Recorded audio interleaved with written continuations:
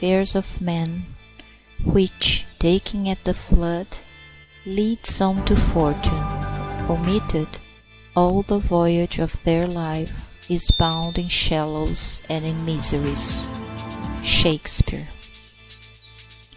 Many fail in life from the want, as they are too ready to suppose of those great occasions wherein they might have shown their trustworthiness and their integrity.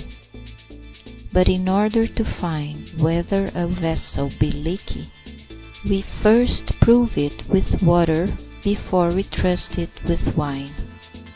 The more minute and trivial opportunities of being just and upright are constantly occurring to everyone. It is the proper employment of these smaller opportunities that occasion the great ones. It is one of the common mistakes of life and one of the most radical sources of evil to wait for opportunities. Many persons are looking for some marked event or some grand opening through which they hope to develop what may be in them, and thus make potent a character which now, for lack of motives, is barren and unfruitful. The real materials out of which our characters are forming are the hourly occurrences of everyday life.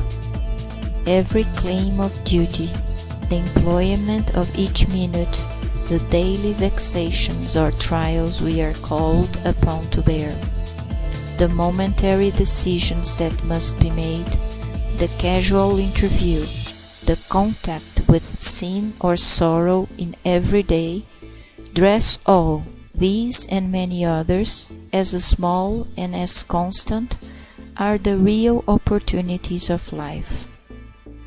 These we are continually embracing or neglecting, and out of them we are forming a character that is fast consolidating into the shape we gave it, for good or for evil.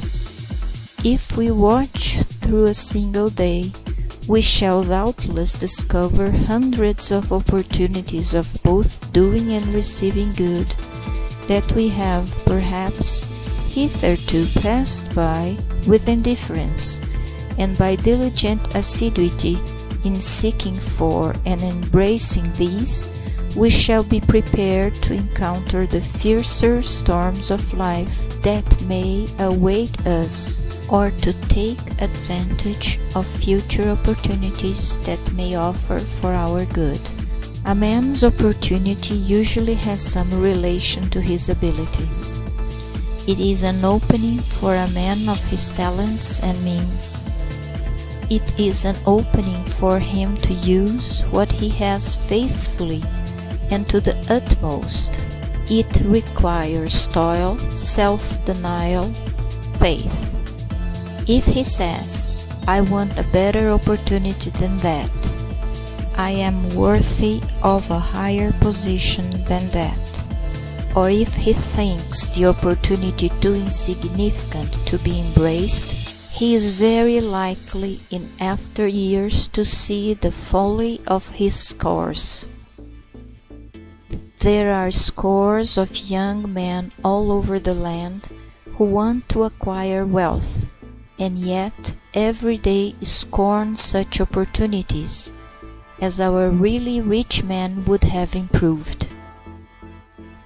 They want to begin not as others do, at the foot of the ladder, but halfway up. They want somebody to give them a lift, or to carry them up in a balloon, so that they can avoid the early and arduous struggles of the majority of those who have been successful.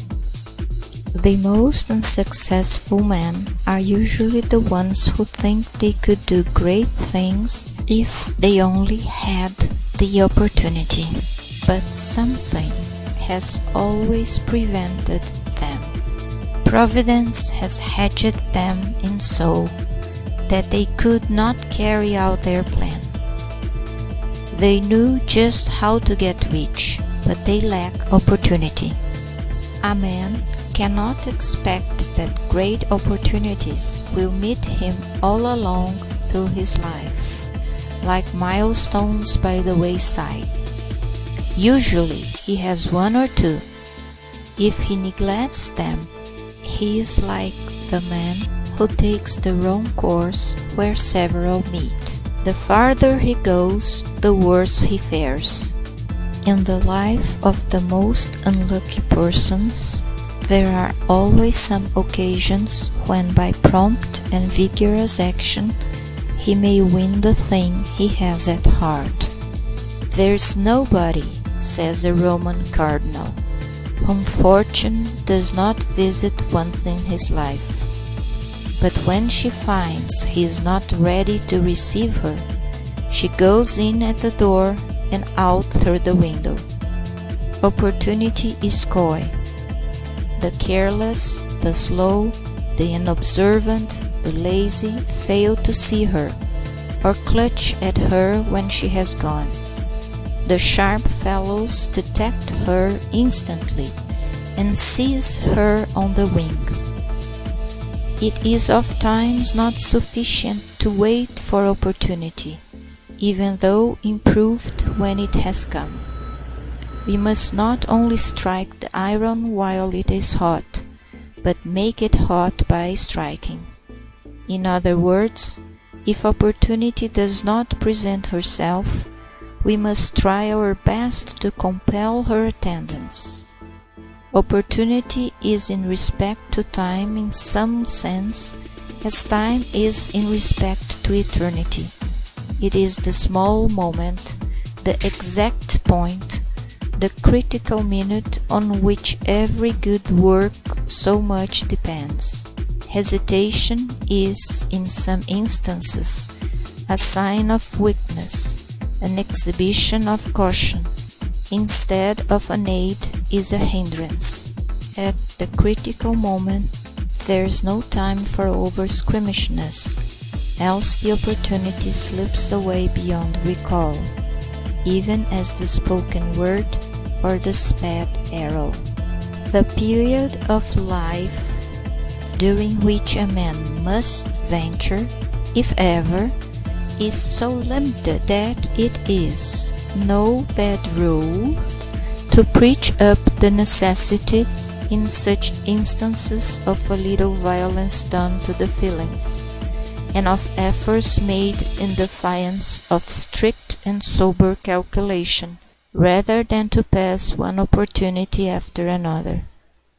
It is not accident that helps a man in the world, but purpose and persistent industry.